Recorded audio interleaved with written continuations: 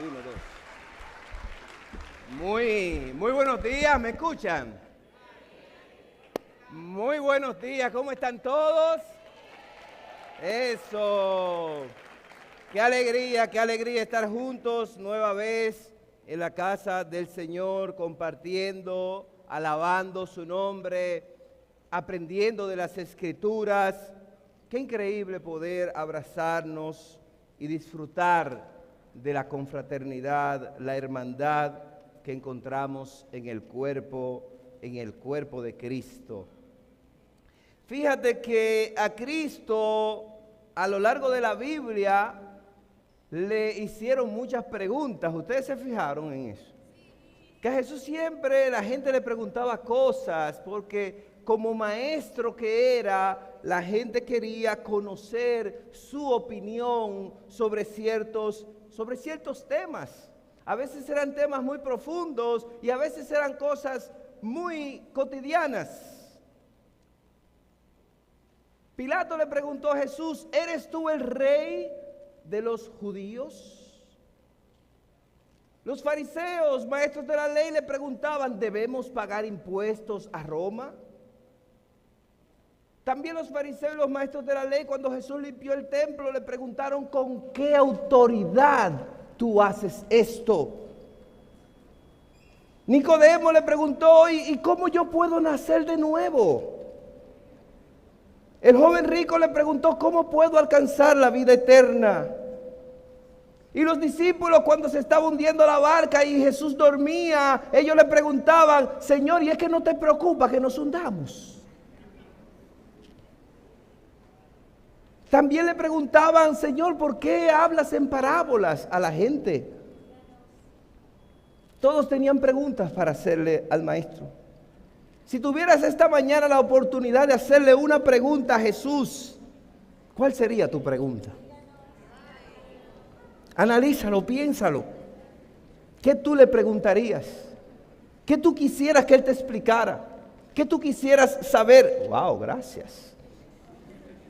Y eso que no pregunté. ¿Qué tú le preguntarías al Señor si lo tuvieras frente de ti esta mañana? Sabemos que Dios está con nosotros cada día, pero si tuvieras la oportunidad de verlo físicamente, ¿qué le preguntarías? Entre todas las preguntas, hay una que me llamó mucho la atención. Hay una pregunta que la consideré y considero que es una pregunta muy pertinente y muy lógica. Una pregunta muy importante. Y esa pregunta está en Mateo capítulo 22, versículo 36. No tienen que ir allá ahora, pueden ir buscándolo porque vamos a ir más tarde. Pero esa pregunta dice lo siguiente: Maestro, ¿cuál es el mandamiento más importante de la ley? Wow. Es una pregunta trascendental. Para mí es una pregunta elemental, porque cuando yo veo la palabra de Dios y la ojeo y veo tantos temas, veo que tiene un grueso importante, veo que hay tantos autores, hay tantas profecías, hay tantas historias. Tú te preguntas: ¿de qué se trata todo esto realmente? ¿Cuál es el centro de esto? ¿Cuál es la importancia que esto tiene? ¿Dónde está la prioridad de todo esto? No me lo puedo aprender todo. Así que dime, Señor, ¿qué es lo más importante que hay aquí? Si tú pudieras resumírmelo en una oración, dime, Señor, ¿qué es lo más importante que tú quieres que yo haga? Porque esto es demasiado grande. ¿No te parece también una pregunta importante? ¿De qué se trata todo esto?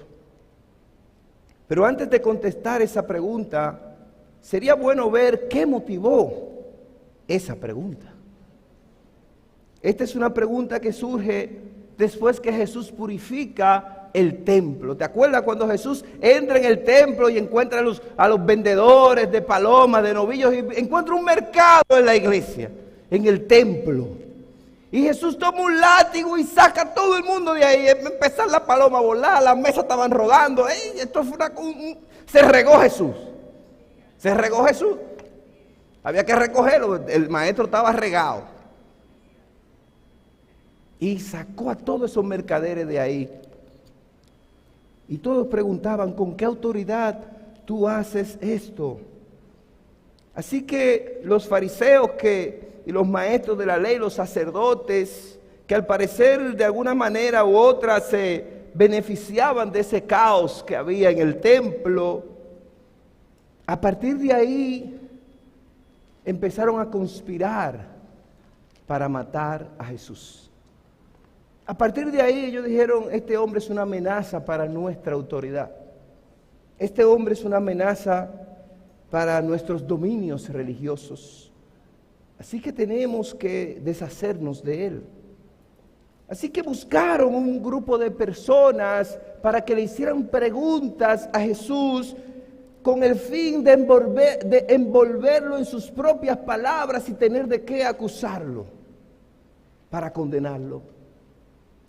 Así que esta pregunta surge en ese entorno, un entorno de trampas, de preguntas que tenían doble intención, que no buscaban realmente la verdad, sino que lo que buscaban era descalificar a Jesús. Porque muchas veces la comodidad que tenemos, vieron al saber, porque el objetivo de ellos no era la verdad. El objetivo de ellos era descalificar a Jesús. Así que ellos también tenían sus preguntas con trampa. Y le preguntan cuál es el más importante de los mandamientos. La pregunta en cuestión fue hecha por uno de los maestros de la ley. Y cuando él le pregunta cuál es el mandamiento más importante de la ley, es decir, de la Torá, que eran las escrituras sagradas de los judíos hasta ese momento.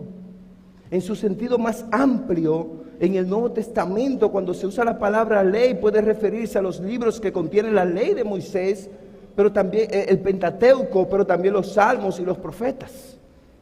Es decir, que en su sentido más amplio, ellos estaban hablando de qué es lo más importante de esto. Claro está que en ese momento no teníamos esta parte, que es el Nuevo Testamento. Sí que era el Antiguo Testamento en sentido reducido, vamos a decirle así. Y Jesús contesta recitando Deuteronomio capítulo 6, versículo 5, de ama al Señor tu Dios con todo tu corazón, y Levítico 19, 18, de ama a tu prójimo como a ti mismo. Y con esos dos mandamientos, dice Jesús, se resume todo el contenido de la ley y de los profetas. Así que nuestro primer punto de esta mañana, ama al Señor con todo. En Marcos capítulo 12, que es un paralelo de la escritura que estábamos leyendo, la versión de Marcos dice lo siguiente, Marcos capítulo 12, versículo 29, perdóname. Dice Marcos así: Jesús le contestó, el primer mandamiento de todos es, oye Israel, ama al Señor nuestro Dios. Él es el único Señor.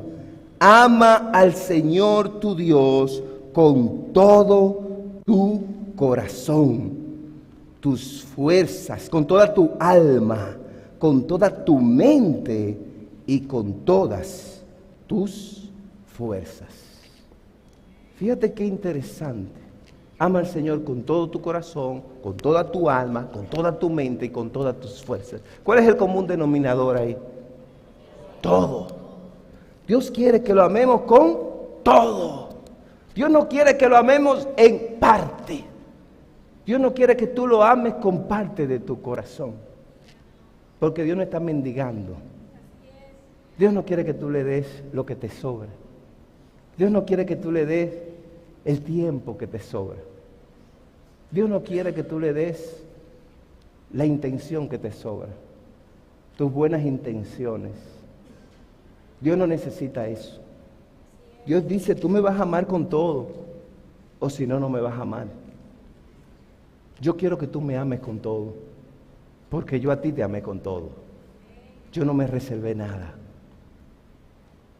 Pero muchas veces nuestra tendencia, ¿cuál es? Amar al Señor en parte.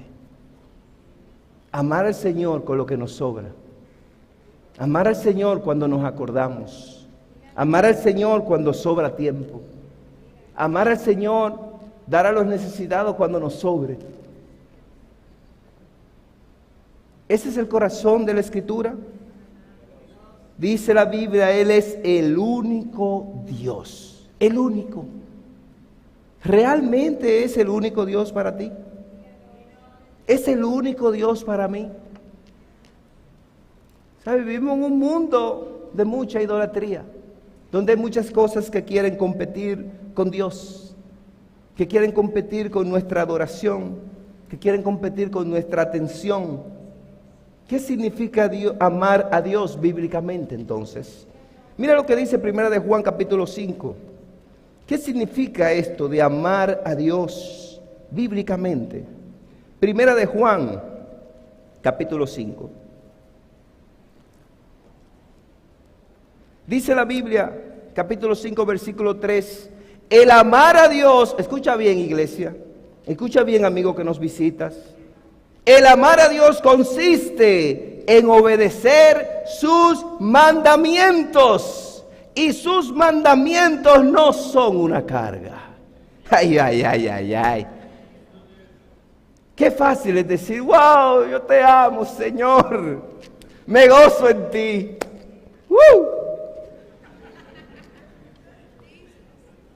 Pero me obedeces.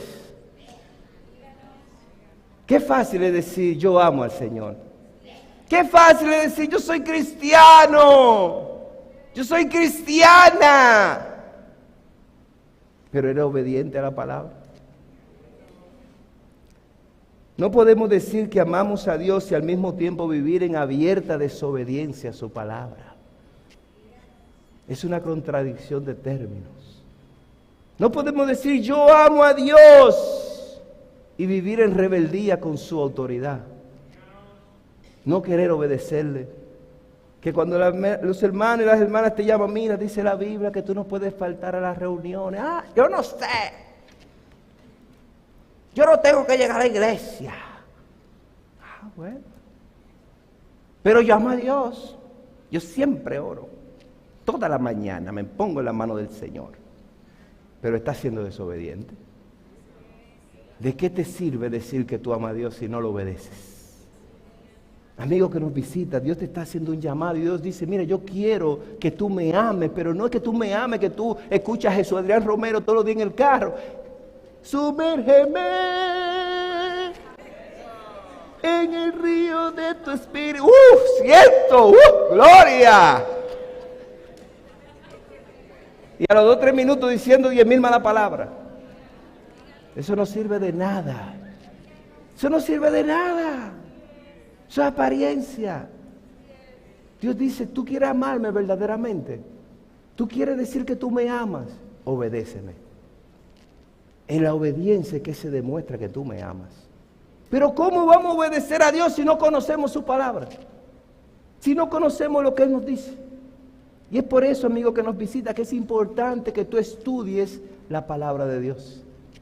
Es importante que no solo tú llegues, sino que tú, con los amigos que te invitaron, con quienes está compartiendo contigo, dile, enséñame la palabra de Dios.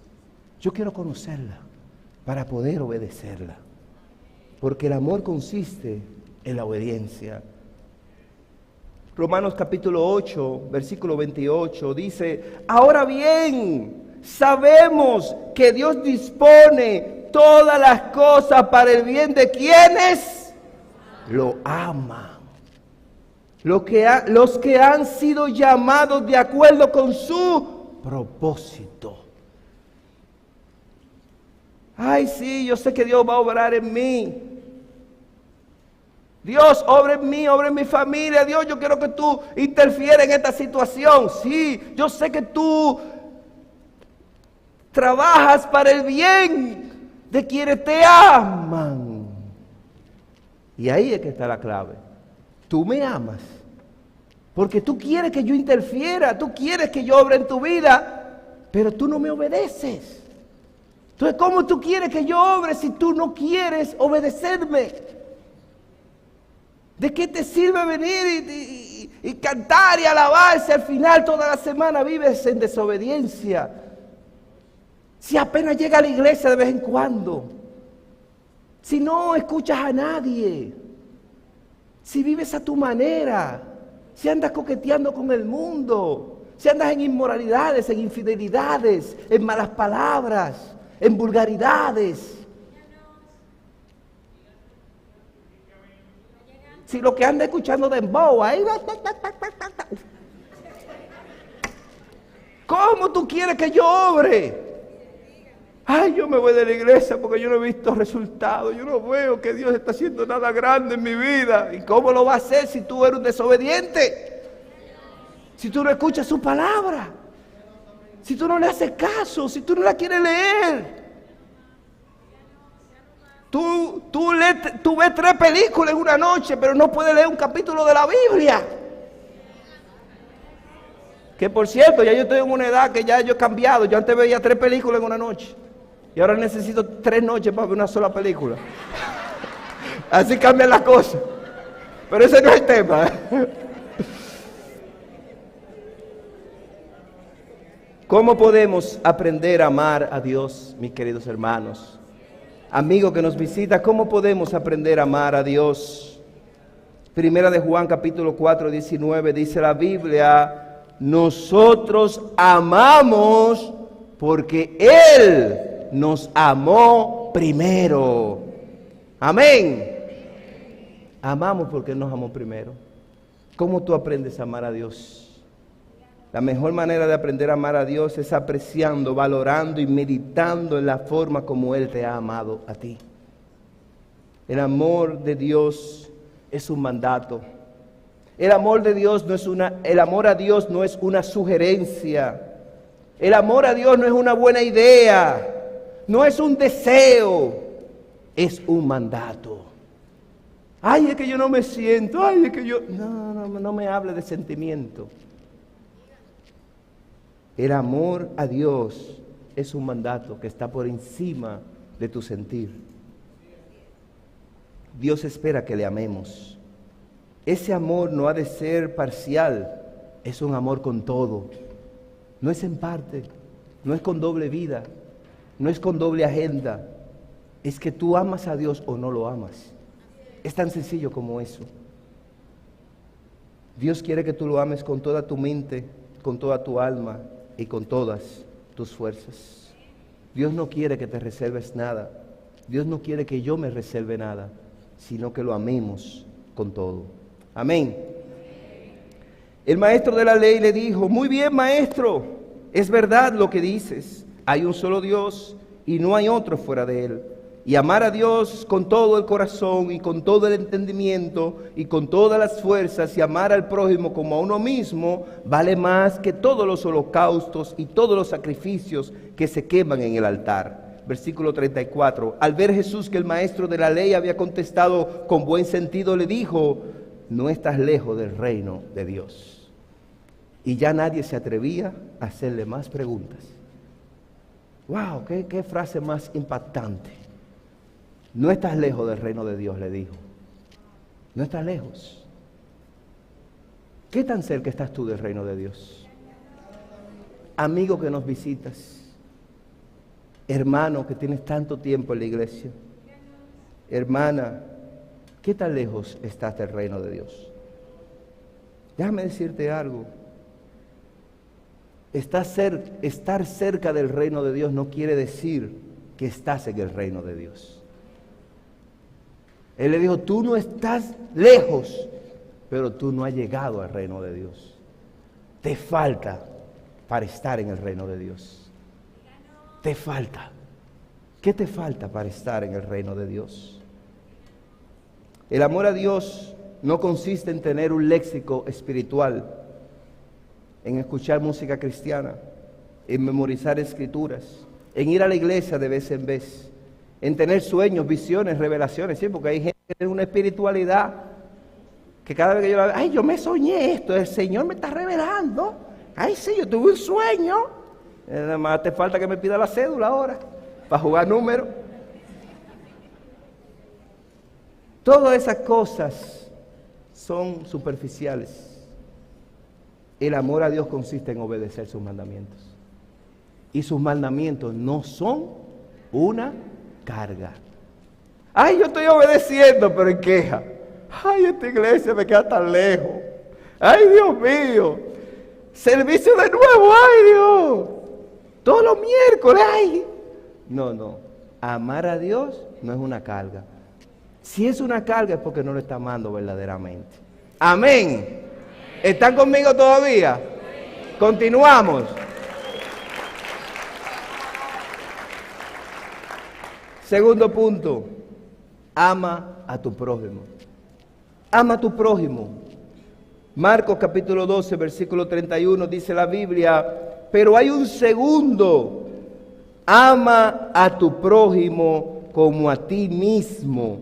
Ningún mandamiento es más importante que estos. Ahí está. El Señor nos las puso fácil. Dos cosas. En dos cosas se resume la vida cristiana. Ama al Señor y ama a tu prójimo. Ah, sí, pero ¿y qué es amar a mi prójimo? En 1 de Juan 3:16 dice la Biblia. 1 de Juan 3:16. En esto conocemos lo que es el amor. Es que Jesucristo entregó su vida por nosotros. Así también nosotros debemos entregar la vida por nuestros hermanos. ¡Wow! Y fíjate que cuando se dice esto, cuando Juan habla de esto, está hablando en serio. Y es que los hermanos del primer siglo literalmente dieron la vida los unos por los otros.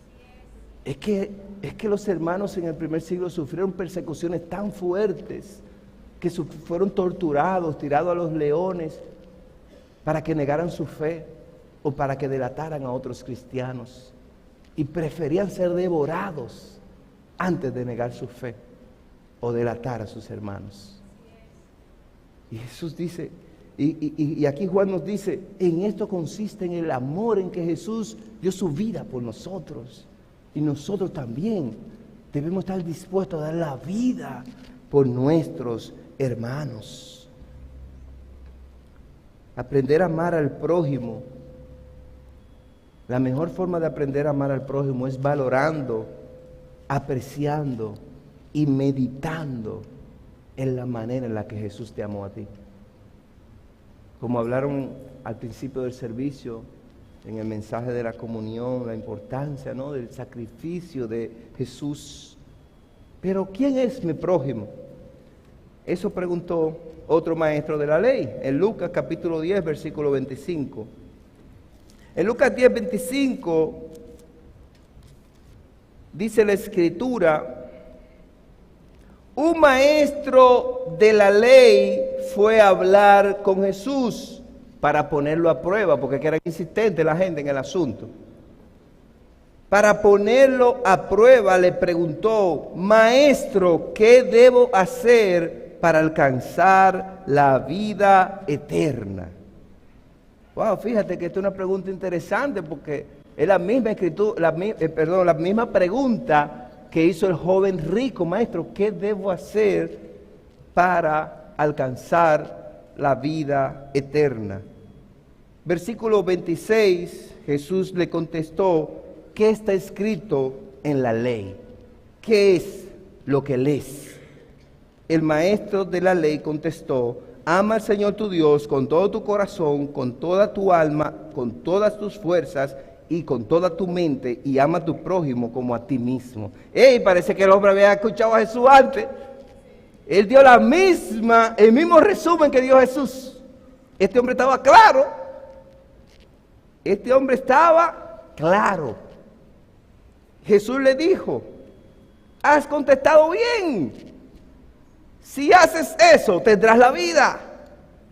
Pero el maestro de la ley, queriendo justificar su pregunta, porque a él en verdad no le interesaba la verdad. Él tenía otra intención. Queriendo justificar su pregunta, dijo a Jesús, ¿y quién es mi prójimo?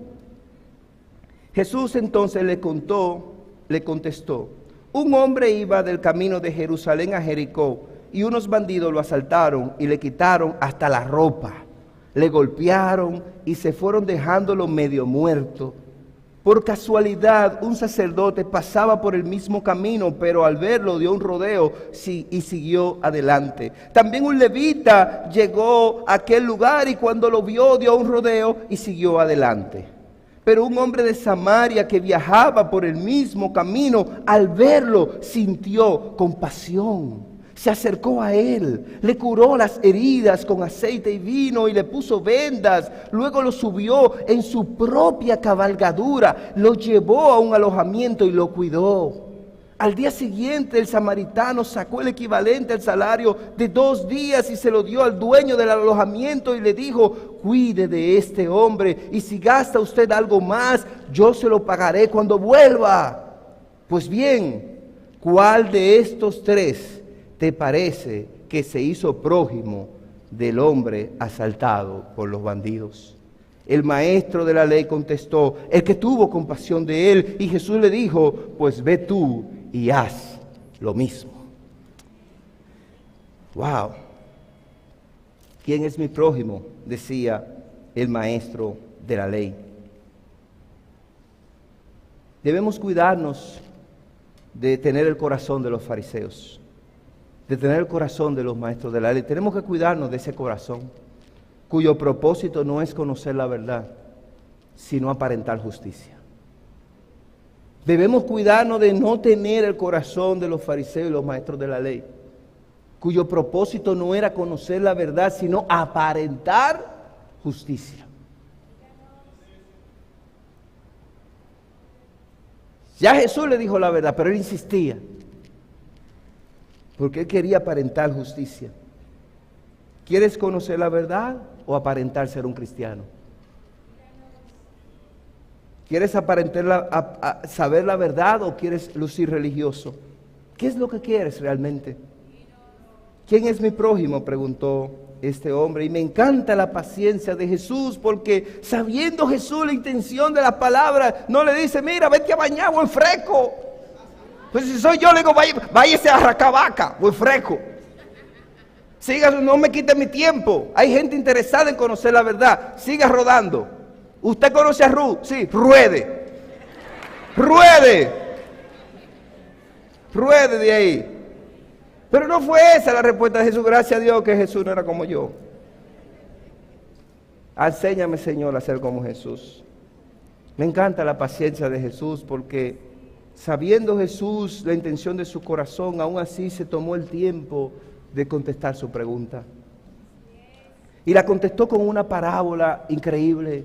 Y dice que un hombre iba del camino de Jerusalén a Jericó. Jericó era una ciudad histórica. ¿Te acuerdas cuando Josué fue a conquistar la tierra prometida? ¿Cuál fue la primera fortaleza con la que se encontró? Jericó. Jericó significa ciudad fragante, porque en ella se producían especias aromáticas. También su nombre etimológicamente se puede traducir como ciudad de la luna o ciudad de la diosa luna. Y estaba a 19 kilómetros al nordeste de la desembocadura del río Jordán en el Mar Muerto. Jericó es una de las ciudades más antiguas del mundo. Los arqueólogos han encontrado allí ruinas que tienen más de 8,000 años de antigüedad. Son más antiguas por 5,000 años que las pirámides de Egipto. Posiblemente es una de las ciudades más antiguas del mundo. Y era un camino conocido. Había que descender porque Jerusalén estaba a 2,000 pies de altura y Jericó estaba a 200 algo pies de altura. Es decir, era una pendiente hacia abajo. Y en ese camino, que eran alrededor de 72 kilómetros, viajar de Jerusalén a Jericó, allí el hombre fue asaltado. 27 kilómetros, dije el número al revés, 72, 27 kilómetros aproximadamente era el camino de Jerusalén a Jericó. Y allí este hombre es asaltado por unos bandidos, le quitan hasta la ropa, dice la parábola. Le quitan la ropa, lo golpean y lo dejan ahí medio muerto. Y en la parábola interfieren 3 personas: un sacerdote, un levita y un samaritano. Los 2 primeros representaban la autoridad de la ley, sacerdote y levita. Eran reconocidos por justicia, por espiritualidad. El tercer hombre era un samaritano. Los samaritanos eran considerados enemigos de los judíos, a pesar de que eran descendientes hebreos. En fin, los 2 primeros, que eran los justos, los pulcros, los espirituales, cuando vieron a este hombre herido, maltratado, lo vieron, dieron un rodeo y siguieron su camino y lo dejaron ahí. Eso hizo el sacerdote y eso hizo el levita. Pero para sorpresa de todos, en la narración, el samaritano, dice la Biblia, que se detuvo y tuvo compasión de él. Los samaritanos eran considerados enemigos de los judíos por muchas razones, a pesar de que eran hebreos o de descendencia hebreo. Era un pueblo mezclado con diferentes culturas. Principalmente eran personas mezcladas con gente de origen asirio por las conquistas de antaño. Y cuando leemos el libro de Esdras en el capítulo 4, vemos que los samaritanos se opusieron a la reconstrucción de Jerusalén y del muro de Jerusalén. Eran opositores de Nehemías cuando quiso reconstruir la muralla. Así que había una rencilla histórica entre estos 2 grupos, entre estos 2 pueblos. Pero a pesar de esos antecedentes y contra todo pronóstico, el samaritano vio al hombre golpeado y sintió misericordia. Se apió de su cabalgador y lo montó a él. Le curó las heridas, lo llevó a un alojamiento, lo cuidó y lo dejó al cuidado del dueño del alojamiento. A pesar de todos los prejuicios, el samaritano demostró una profunda e inesperada muestra de amor. En el versículo 36 Jesús le pregunta al maestro de la ley: pues bien, ¿cuál de estos 3 te parece que se hizo prójimo del hombre asaltado por los bandidos? Y yo le hago a ustedes la misma pregunta y quiero que ustedes me la respondan al unísono. Se la pregunto: ¿cuál de estos 3 te parece que se hizo prójimo del hombre asaltado por los bandidos? Dígalo de nuevo. Pero ustedes como que lo dicen dudando. Dígalo de nuevo. El samaritano. Es fácil. La respuesta a esa pregunta es fácil. ¿Y ustedes saben lo que respondió el fariseo? Todos ustedes respondieron el samaritano, ¿verdad que sí? Mira lo que respondió el fariseo, el maestro de la ley. Versículo 37. El maestro de la ley contestó: el que tuvo compasión de él. Ni siquiera se atrevió a decir el samaritano, porque era tanta la rencilla que ni siquiera podía reconocer que el samaritano podía hacer algo bueno. El que tuvo compasión de él. Wow. ¿Qué corazón? Jesús le dijo: ve tú y haz lo mismo. ¿Quién es mi prójimo? El prójimo significa cercano, alguien cercano. Pero con esta parábola del buen samaritano, Jesús extiende este concepto y dice que el prójimo es cualquier hombre que se halle en apuros, aunque sea mi enemigo. Ese es mi prójimo. No importa que hayamos tenido una diferencia. No importa que su discipulado no me gustó. Él es mi prójimo como quiera. No importa que me dijo algo que me ofendió. Si está en apuro, yo estaré ahí para él. El amor universal conserva así un carácter concreto y se manifiesta para cualquier hombre, cualquier mujer al que Dios ponga en nuestro camino. Ese es nuestro prójimo. Jesús le dijo, ve tú y haz lo mismo que hizo el samaritano. En 1 de Juan 4:20, ya estamos concluyendo, dice la Biblia, si alguno dice, yo amo a Dios y al mismo tiempo odia a su hermano, es un mentiroso. Pues si uno no ama a su hermano a quien ve, tampoco puede amar a Dios a quien no ve. Jesucristo nos ha dado este mandamiento: el que ama a Dios, que ame también a su hermano. Qué profundas palabras. Nuestro amor a Dios en gran medida se refleja en nuestro trato con el prójimo. La forma como tratamos al prójimo da un testimonio más elocuente que nuestras palabras. La forma como tratamos al prójimo. Hermano, tengo que confesar algo. Hay veces que yo veo que aún entre nosotros no hay consideración. Aún entre nosotros que somos el cuerpo de Cristo, dice la Biblia. Y a veces nos mostramos indiferentes ante las actividades que se organizan para nosotros. Porque no nos interesa el prójimo. No nos interesa saber cómo está el prójimo. Llegamos religiosamente a la iglesia los domingos. Los mediados de semana estamos trabajando en eso. Pero a veces no nos interesamos por cómo está mi hermano en la fe. A veces vemos a nuestro hermano en situaciones difíciles y hacemos como el sacerdote y el levita. Vemos la situación y seguimos derechito. Bueno, que brégamen con eso. Bueno. Vemos a los hermanos en debilidad, en situación, en pecado, y miramos para el otro lado. Vemos que el enemigo está dominando a muchos de nuestros hermanos y somos indiferentes a eso. Déjame decirte algo. El que vive ausentándose de los servicios, déjame decirlo de nuevo, el que vive ausentándose de los servicios, de las actividades, en nada se diferencia del sacerdote y del levita.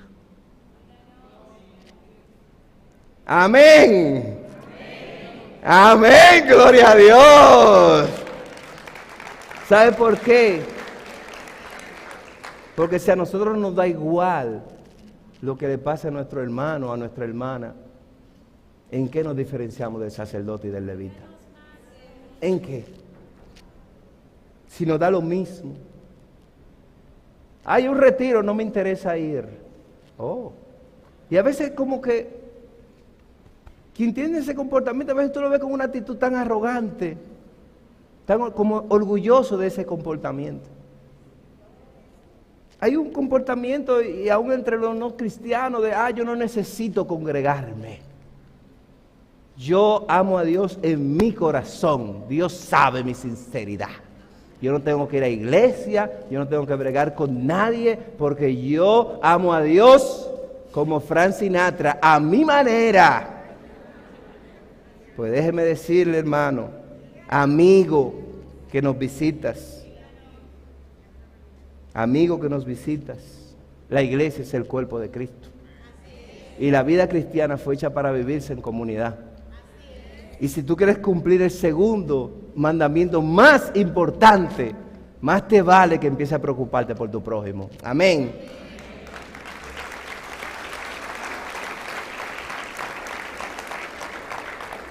Muchos creyentes se debilitan en la fe poco a poco porque están descuidando el segundo mandamiento más importante. Al mostrarse indiferente ante las necesidades de su ministerio y de sus hermanos en la fe, de las personas que los rodean.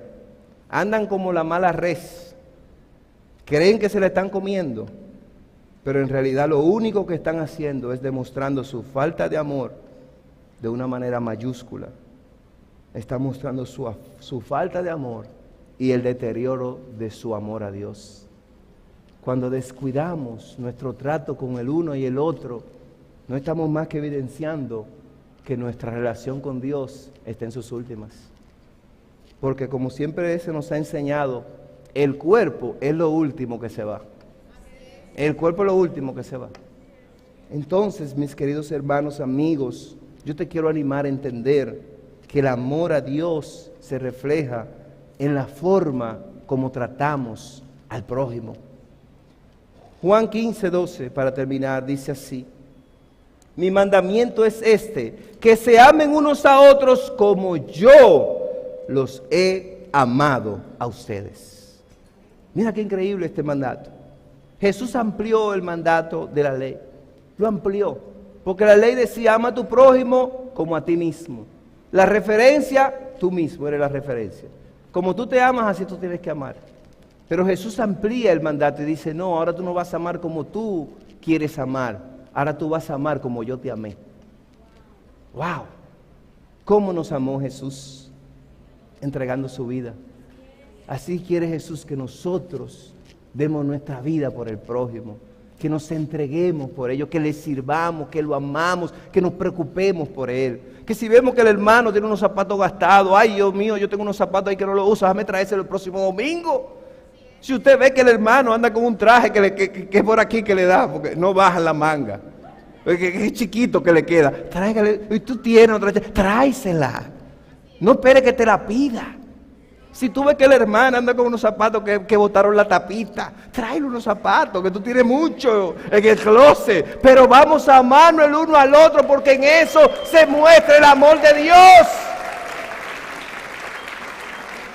El amor de Dios se muestra, el amor que le tenemos a Dios se muestra en la forma como nos tratamos el uno al otro. Cuando nos tratamos con desprecio, cuando nos tratamos con indiferencia, solo estamos diciendo que nuestro amor a Dios está menguando. En resumen, ¿cuál es el mandamiento más importante de la ley? ¿De qué se trata todo esto? ¿De qué se trata toda la vida cristiana? Se trata de relaciones. Se trata de cómo yo me relaciono con Dios y cómo yo me relaciono con mi prójimo. Eso es la vida cristiana. Cómo te relacionas con Dios y cómo te relacionas con tu prójimo. ¿Cuál es la medida de tu amor a Dios? La medida de nuestro amor a Dios se determina por nuestro nivel de obediencia y por la forma como tratamos a los demás. Hermanos, los animo a que seamos conocidos por nuestro amor, como nos dice la palabra. Que pasen feliz domingo, que Dios los bendiga a todos y que esto sea de mucha bendición.